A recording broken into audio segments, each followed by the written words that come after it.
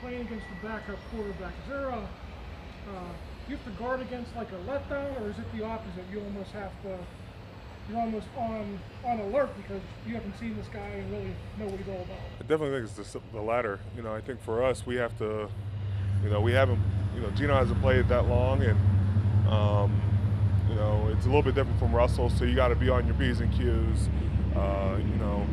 For Russell, we've had a good body of work, and we've been watching, but, Geno only had the half early, but, he can spin it. He's been in this league for a while, and we're going to have our work cut out for us. So do you go back and watch Giants tape, Jets tape too, or how do you compare? A little bit of Jets, but for the most part, the best thing when a backup quarterback goes in is they have a running game. So it's going to come down to that, I think. We got to do a good job of, stopping that up front, and if we do that, then we can, really pin our ears back. Mike was making the point during his press conference that he wasn't saying that Geno's another Russ, but the point being, with his skill set, he could go in and the offense doesn't have to function incredibly different. Yeah. Is it essentially what you saw when you were watching the Rams game? Yeah, when you watch the film, the thing that really jumps out to you is it wasn't like there was a big letdown. He was able to rally the troops. That one pass he had at the end in the corner, I thought was pretty good. So, they're not going to change up much. He's able to extend the pocket a little bit more than your normal backups, but he has experience in starting, so this isn't his first rodeo. You guys had a great deal of success, especially in the Buffalo game, rushing with 4. Mm-hmm. With the amount of attention you're seeing, TJ seeing some injuries along the way, would it help to splice in the blitz a little bit more often? We just got to win. Win our one-on-ones. If we do get doubles, that means somebody else is open.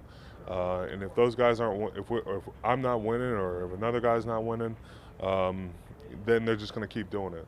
The quickest way to get somebody out of getting a double team is that your one-on-ones win. What did that? The 3 outside linebackers on the field at the same time. What did that equal you guys? It's just a different look that someone's got to prepare for. Everybody's a capable rusher. Sliding in another outside linebacker is. You got to be more athletic to handle it. Now a handful of games in, how do you feel Schobert's fit into the defense? What's he added? How's he doing to communicate? Joe's awesome. I love how he communicates. It was really solid. I think it helps out Devin and Rod Spillane a lot. Another brain to pick. And he's just going to continue to grow at it. I think the great thing about Joe is, he understands he just got here, but he knows he can continue to keep working and get better. Kim, I know it's a different side of the ball, but when you lose a guy like Juju, how do you make up for the energy and just kind of intangible qualities that he brings to a team? I've said this before with other guys who've gotten hurt. You're not able to, just have one guy replicate it, but it's got to be multiple guys that are doing their job at a high level. And if they have big plays, we're moving in the right direction. The energy that he brings, like even on the sideline, is that something that the defense has fed off of in the past? I mean, can you just sense like his, presence is something like that? I like the energy when the offense stays on the field. So, if we can keep that going, that's a big thing. And the defense is always excited about that. Cam, one more thing about Schobert. He obviously was brought in to help cover some tight ends, running backs. I know he's given up some plays, but he's been right on them. So, how well has he performed in that aspect of the game? We ask a lot of our linebackers here, but I think he's performed admirably. I know it's not perfect, but a tough catch and a hard catch, we'll take it every time. It's the open catches where we're beating our heads down, and Joe doesn't have a lot of those. Was there one miscommunication maybe between him and Pierre on that long touchdown? I have to look back at it. I think we had a couple miscommunications, but that's just got to clean up. New guys, younger guys, got to clean it up right away. How much would Davis help coming back? I know he's been practicing. Would he help defensive line? Davis? Oh, wow. I don't call Carlos Davis. I don't call him by his last name, so like when you said, I was like, who the heck is Davis? Man. Twin brother Carl. I don't remember which one it was. So Khalil. Come on, man. No, but Davis. no, Carlos can help out a lot. He's able to rush the passer. You know, we're pretty light on noses as it is. The fact that I'm playing nose is already a question, but you know, we got a pretty good group that just got to get healthy at the right times. You've seen to it running around a little bit of practice. Are you hopeful after the bye that? I'm hopeful, man. You know, we all want him back, and you know, I think he's progressing the right way. But you know, we'll wait until he's ready. How much does it help even just having him in the meeting room or seeing him out here working? How much does he still contribute? It means a lot. You know, we have a lot of younger guys that not only want to pick my brain, but want to pick his, or Tyson Alulu's. You know, having those guys who have experience goes a long way. You know, there's a difference between seeing the X's and O's and seeing guys who've played it before. There's certain things we look out for. So, you know, having them back out in the field, in the classroom, is huge for us. How's Isaiah progressing? How's Isaiah progressing? Which one? We have like 3 of them. True, Loudermilk. Yeah. Loudermilk's coming along. I felt bad. You know, he got a sack and then they took it away. So, you know, he's moving in the right direction.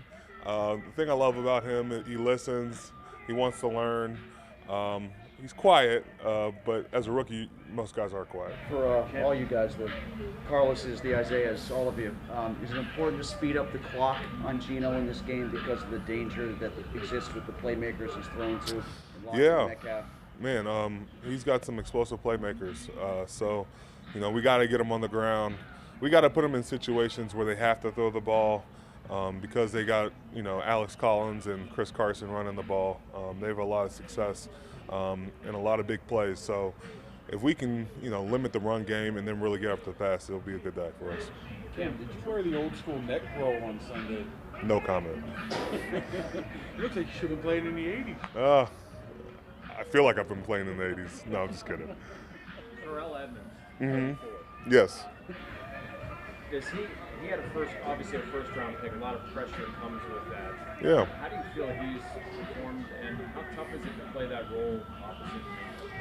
Well, it's tough playing safety altogether. You're the last line of defense. But, you know, the thing I love about Terrell is, you know, you don't have to call his name to know he's doing well. And I think, you know, the stats might not be gaudy or anything, but, you know, he's been in right position. He's able to be a box defender. He's able to come down and smack some running backs. But, you know, he's just grown in that role. You know, sometimes that first-round pressure is unneeded because there are guys that produce at a high level that just don't have stats for it. But, you know, Terrell's playing great, and we're going to continue to need him to play great. So there's more than the stats. Like you see. Yes, hands down. You know, we have a great 1-2 punch back there, and not a lot of teams can say that. And, you know, I know Mika gets all the love, and he should, but Terrell has been playing really good football for us. What do you call Carlos then? Knucklehead 2. And Bugs is Knucklehead 1. So